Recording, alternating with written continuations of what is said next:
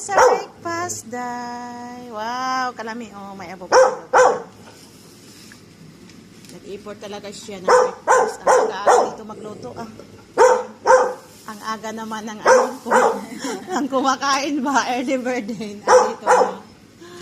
Wow, ang sarap ng saging, guys. Oh, masarap siya. Tikman natin.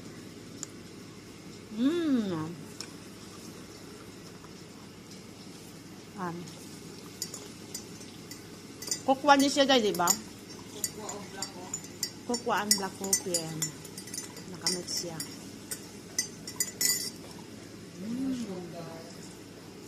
Mag no sugar daw tayo.